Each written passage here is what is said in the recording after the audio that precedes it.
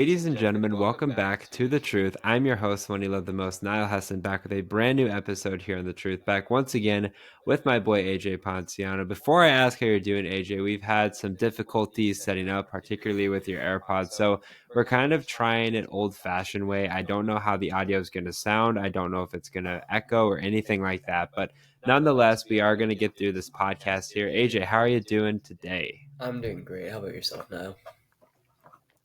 I'm doing great as well. We have now officially transitioned over to week 13 in the NFL, Thanksgiving week. Hard to believe that we are already here. We have 3 shows lined up for you guys this week for week 13. We obviously have the Thanksgiving special, which is today. Happy Thanksgiving. We also have the Black Friday show, which I was thinking of combining the two, but I figured I would just keep them separate. One, so we can add another show, but two, Black Friday show is supposed to be a little bit shorter, so kind of hoping that these two podcasts are, I wouldn't say entirely too long, but are able to give you sufficient information for your fantasy teams. And then we'll also have our week 13 start, sit, sleepers, and busts. How it will work for the Thanksgiving show here today is we will give you guys just 2 start, sit, sleepers, and busts. So kind of similar to our Thursday night show where we give you guys not necessarily a set number. We give you guys kind of just wherever we feel as need. For the Thanksgiving show, since there are 3 matchups, we'll give you 2 each. Black Friday we'll only do one. So we'll do one for the Black Friday, 1 start, sit, sleeper, and bust.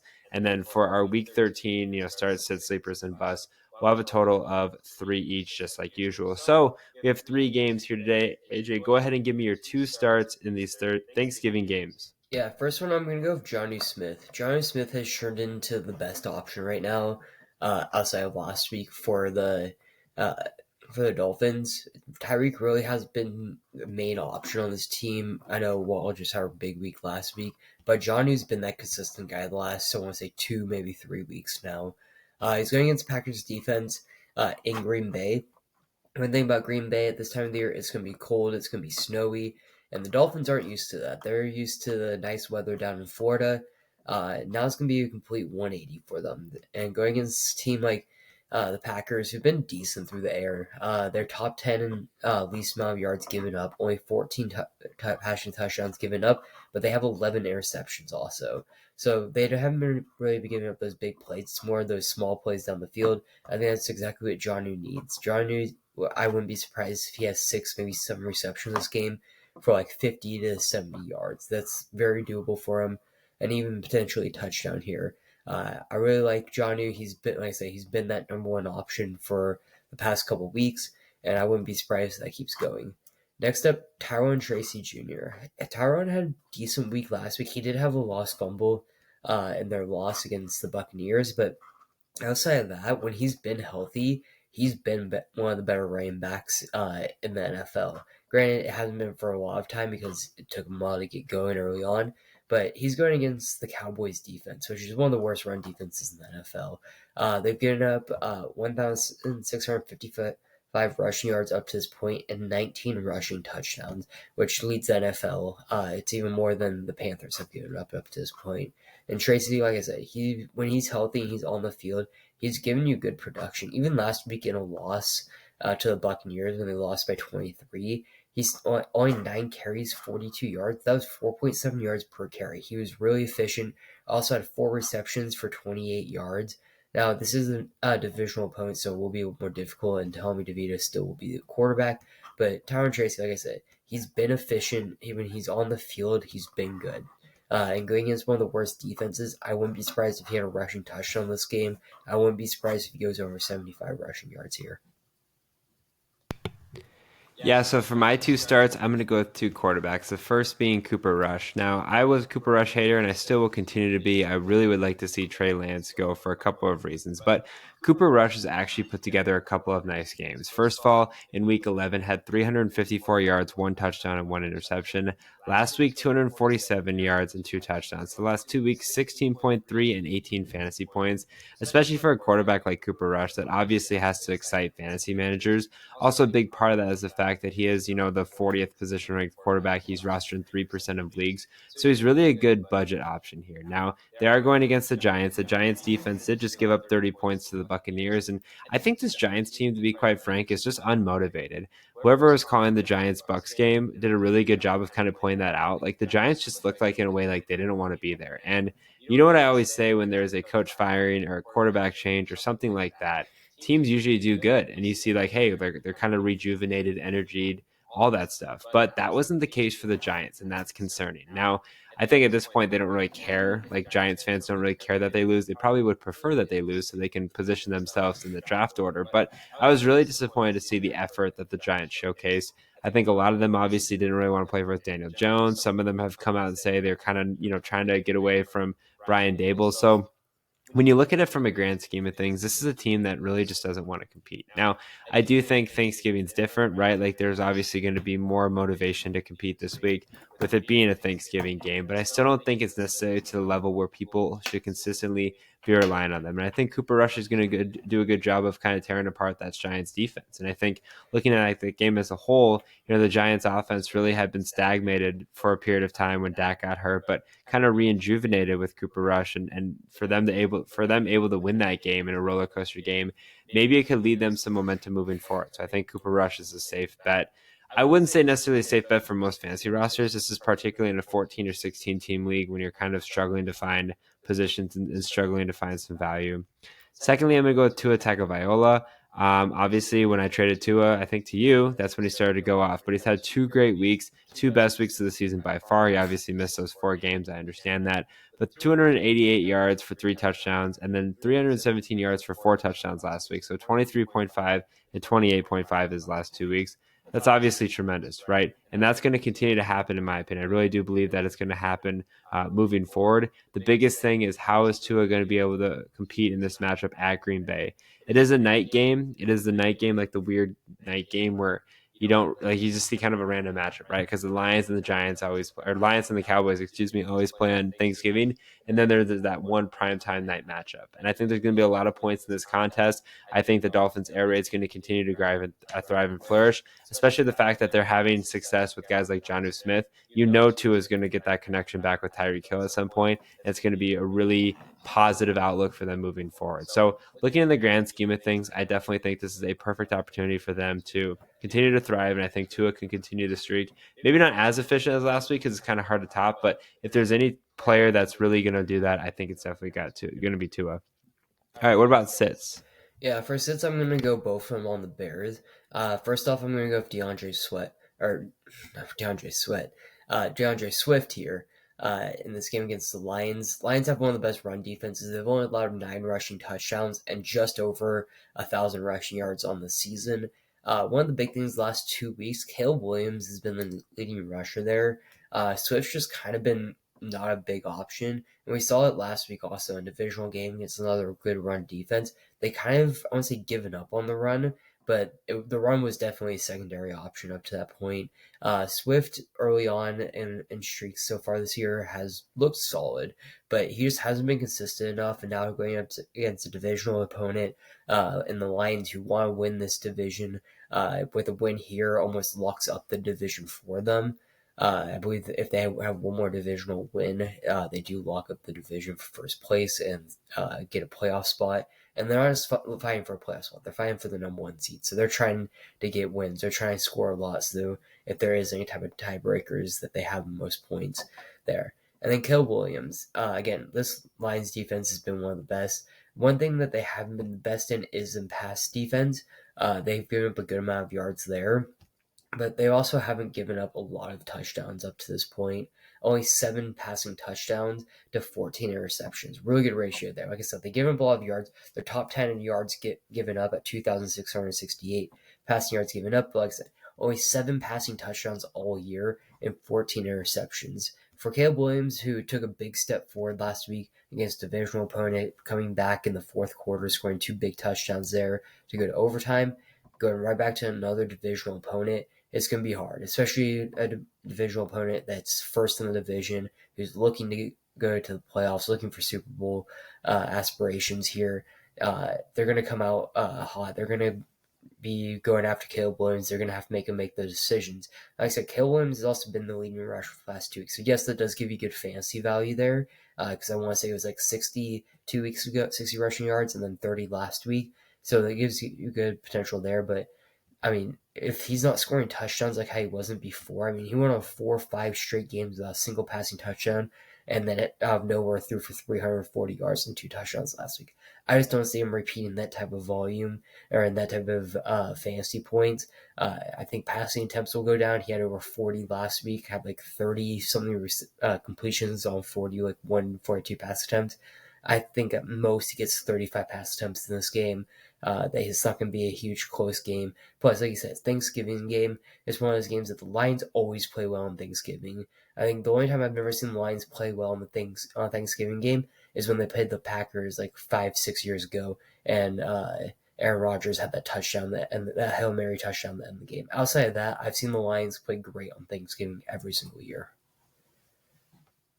So sticking in that game, I'm also going to go with DeAndre Swift. Now, obviously, DeAndre Swift's had an interesting career. He's really kind of cooled down, in my opinion, especially last week against Minnesota. 13 carries for 30 yards, just 3 catches for 35 yards. As you mentioned, obviously, Caleb Williams has had, some struggles, and I think that's contributed to DeAndre Swift's play as a whole. But moving forward, I think this is going to be a difficult matchup. For one, they're going against the Lions, but two, the Lions just are outscoring everybody by insane amounts of, margin. So this is going to be a team that's probably going to be playing from behind. You'd think that a running back like Swift would have good volume, and he just hasn't had it this year, especially as of late. I wouldn't say he hasn't had it this year because he did at the beginning parts of the season, but they got a couple other running backs that they filter in, and DeAndre Swift again is just kind of seeming like at times he gets kicked to the curb. In my opinion, the Bears running game is completely non-existent. The only running game that I saw in the Vikings-Bears game last week was really Caleb Williams moving around in the pocket. So DeAndre Swift's value is strictly going to come from the passing attack, but how much value is he going to get? I'm not too sure, and I don't think they're going to be able to run against that Lions front, so I definitely would sit him. And secondly, sticking with running backs, I'm going to go ahead and go with Raheem Mostert. Could obviously make the case that he would be put into the bust category because he really has not seen very much repetitions, if any. Obviously, Devon A-Chain's had a big amount of that. Jalen Wright every now and then, but Raheem Mostert has kind of completely fallen off the cliff, and it's disappointing to say the least, especially for a guy like Raheem Mostert. But obviously, the last couple of weeks, he's not done really anything. He had 0 carries in week 10, then 3 in week 11, and 12 in week 2. Regardless if he gets 10 carries, there's no way I'm trusting a guy like Raheem Mostert, especially for the fact that he's rostered in 54% of leagues, which is a bit eye-opening to me as well. So looking at that as a whole, I definitely think Raheem Mostert, unless he gets 2 or 3 weeks of putting together some big-time numbers, then I would consider maybe starting him again. But by that point, you're either going to be out of the fantasy playoffs or you're going to be in the semifinals and championship, and I'd probably still be a little bit concerned about that moving forward. Okay, what about sleepers? For my first sleeper, I'm gonna have DJ Moore. Like I said, I don't think Caleb Williams have a great game, but DJ Moore the last 2 weeks against divisional opponents, 7 catches, 62 yards. 2 weeks ago against Green Bay, last week 7 receptions for 106 yards and a touchdown. I think it's probably closer to the Green Bay game with 7 receptions, 62 yards. Now he hasn't had a great season, but one of the trends I've seen, obviously in the last 2 games, 2 divisional opponents. Yes, they were both losses, but he had the most targets that he's seen for the most part throughout this year. Early on, he had 8, 10, and 10 on targets, and then went on a cold streak. In the last few weeks, against Arizona, 4 weeks ago against Arizona, 6 non-divisional opponent, 9 against Arizona, 6 against New England, non-divisional opponent. In the last 2 weeks, 7 for 7, 7 receptions on 7 targets. I mean, he's been getting the targets. They've been trying to scheme him open in those divisional games. And in divisional games, we all know the defensive coordinators, offensive coordinators, they know each other. They know how they're going to be playing. And they just kind of made it a little bit easier for DJ Moore. They expanded his route tree. They were able to get him the ball out in space a little bit more and just make it easier throws for Caleb Williams. So, yes, I don't think Caleb's going to have a good game, but DJ Moore, as of right now, when he plays divisional opponents, he's been solid throughout this year.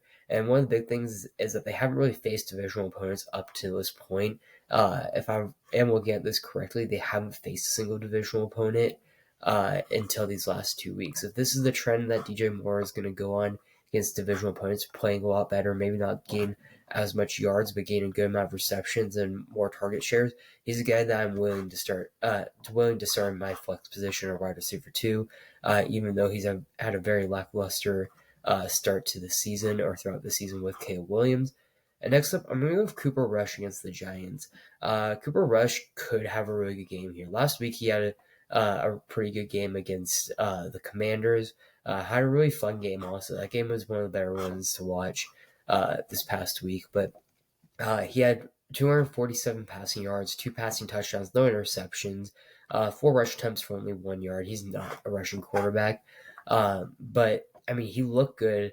And now he's going against the Giants, another divisional opponent, and another divisional opponent that has a really bad defense. And we've seen it time and time again. We saw Baker Mayfield not having any passing touchdowns last week, but was just able to pass at will against this defense.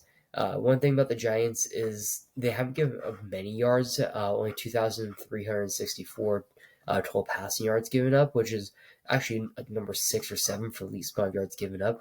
But they only have one interception on the year and 12 passing touchdowns given up. I wouldn't be surprised if Cooper Rush puts up a very similar performance.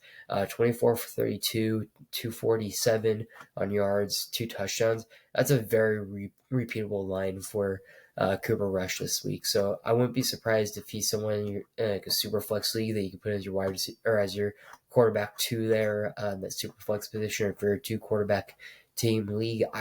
I wouldn't be mad if I was starting Cooper Rush this week.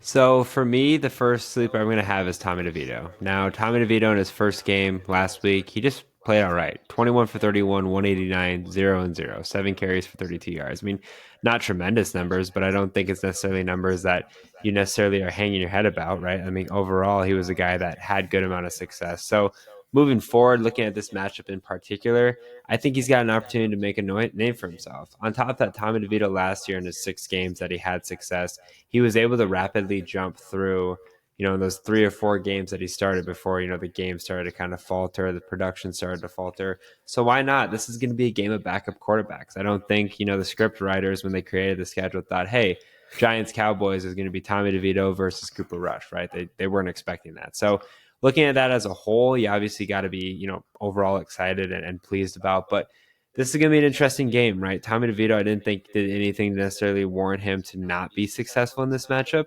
But I think moving forward, the biggest question mark is, can he get his weapons going? The offense was really slow. Tyrone Tracy had a red zone fumble. Like, there was just things piling onto each other that could really, hurt Tommy DeVito's game. But again, maybe in a deeper league and you're in a need for a quarterback, Tommy DeVito had great success to start the year last year. I think maybe the same could be applied this year. Secondly, I'm going to go with Rico Dowdle. Now, Rico Dowdle definitely had a peak in production ever since week 5 last week, had 19 carries for 86 yards. Still has not had a rushing touchdown on the year, which is hard for me to believe. Has 3 reception touchdowns on the year. Now, obviously, he had, Zeke was split in time at the beginning of the year and different things, but it seems like a Tony Pollard situation. I think Tony Pollard, if I'm not mistaken, last year only had a couple rushing touchdowns, at least at this point in the season. Everyone's like, what the hell? What's going on? Like, Tony Pollard was expected to be the number one back, and he just hadn't been. So there's a lot of question marks when you look at this team as a whole, but I definitely think Rico Dotto's got the opportunity to get into his first rushing touchdown of the year, maybe even 2 in this matchup. I think people are kind of writing him off just because of the production that he's had this year, but he is RB1. It's clear cut now, rostered in 72.1% of leagues. So he's not rostered in every league, which leaves the opportunity for picking him up open. Even if you're not necessarily going to start him this week, at least it provides you some depth, and depth is always important. But I wouldn't be surprised, especially with Cooper Rush having great success, that Cowboys offense rolling.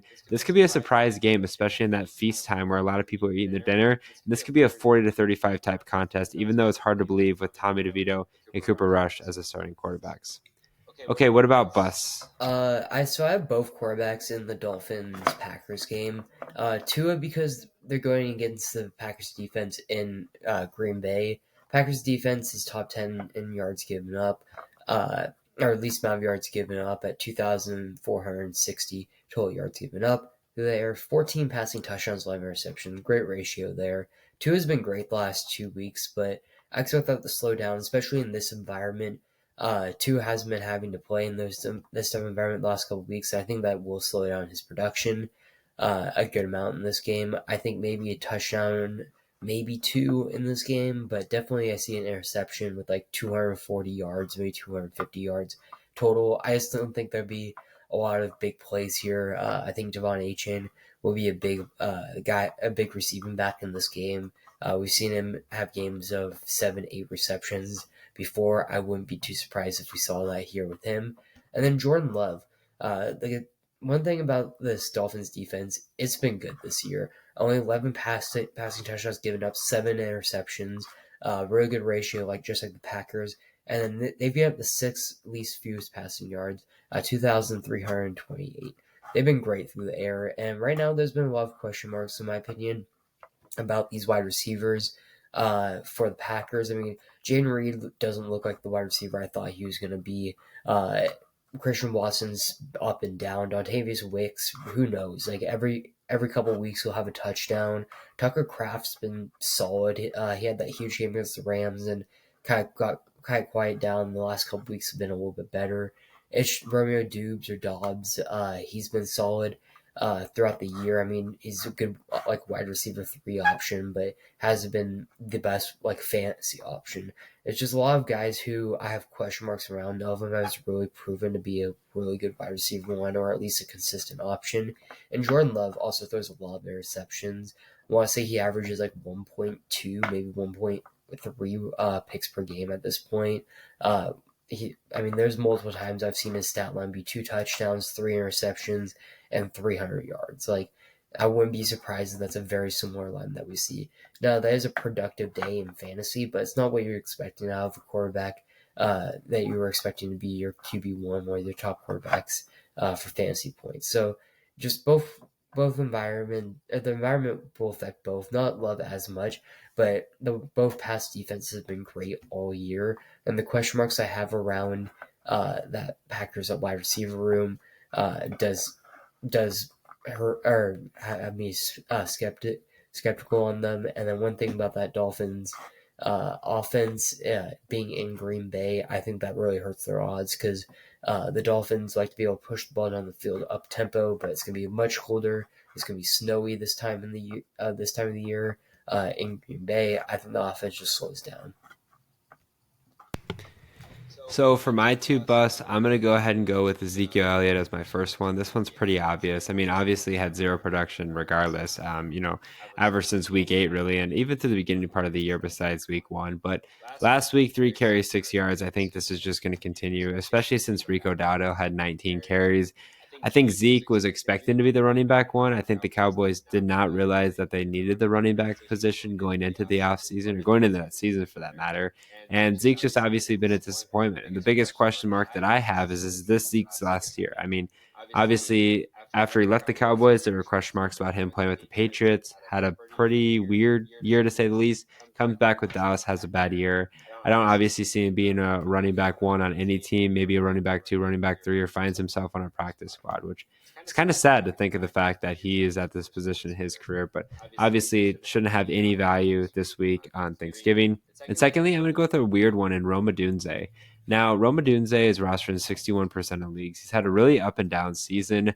I think the biggest thing that concerns me with Dunze is DJ Moore and Keenan Allen's production. On top of that, Cole Kmet, I think the argument could be made, especially in some games. Roma Dunze has kind of shifted to the target 4 on this roster behind Kmet, DJ Moore, and Keenan Allen. Especially on top of that, they're kicking off a 3-game road stand at Detroit, then at San Francisco, then at Minnesota. 3 tough games for them. And I think Roma Dunze's production is either going to be really good or really bad. And when it comes to this point in the fantasy season where we're in week 13, we can't have guys like that. You can't have guys that are going to make or break your seasons. Like, it's just too hard, too much risk involved. And I think Roma Dunze might be one of those guys. And that does concern me. And that's one of the reasons why I'm kind of holding off on Dunze. And I think he's going to bust this week, especially for the fact that it's just too up and down. I think the target share in the Bears is interesting. And moving forward, I just don't feel comfortable starting him. And I think especially in this matchup against Detroit, it's going to be difficult. And it's going to be a bad situation for him. So definitely going to go with him. But who knows? He's either going to probably bust or he's going to put 30 up. I'm just going to hope that he busts because then it'll look really good. All right, quickly, we'll do some just who do you think is going to win Giants Cowboys? Giants Cowboys. I think it's going to probably be the Cowboys at the end of the day. I think Tommy DeVito just doesn't have enough to get him the win. I'm going to go ahead and go with the Giants. Why not? I mean, they're both backup quarterbacks, both teams struggling for positioning for draft order at this point. I'm going to go with the Giants. Okay, what about Bears Lions? Lions for sure. Like I said, Lions always play good on Thanksgiving. They have every year. I wouldn't be surprised if this is like a 20-point win where it's like 34-10. Yep, I agree there. I'm going to go Lions. And then Packers Dolphins. I'm gonna go with the home team here at the Packers. Just Dolphins going to that new environment out in the snow like that. They're used to being in sunny Florida all year. They played in a lot of domes. They haven't played in any snow games up to this point that I know of. I'm gonna go with the Packers, but I think it's gonna be a little bit closer one, maybe like 20 to like 17. I'm gonna go with the Dolphins, probably just trying to be a Packers hater, but I think the Dolphins are trying to really fight for a playoff spot now, sitting with 5-6 record, competing in the AFC wildcard. I think Tua on that offense has really done a good job of moving forward progressively, and this could easily be the best game of the day. So if you got some, late Thanksgiving dinners, it definitely would not be a bad game to watch. Thank you guys for listening to another episode here on The Truth. If you guys did enjoy it, make sure you follow The Truth on Twitter at The Truth as one to stay up to date with the latest information regarding The Truth, including podcast dates, podcast uploads, and other important information you don't want to miss. Make sure you guys also follow The Truth on Instagram and TikTok at the.tt.truth. Are you looking to find a drink that offers peak hydration, raises your energy levels, speeds up your recovery, and keeps your mind sharp through focused memory? Look no further than with Acid Rainwater. I'm excited to partner with Bloodline Sports, AZ, and Acid Rainwater, which focuses on peak hydration and productivity while also maintaining ecosystem-friendly product. Use code HESSON15, that's HESSON15 for 15% off every purchase. As always, I'm your host, the one you love the most, Niall Hesson, joined once again by AJ Ponciano. Take care and good night.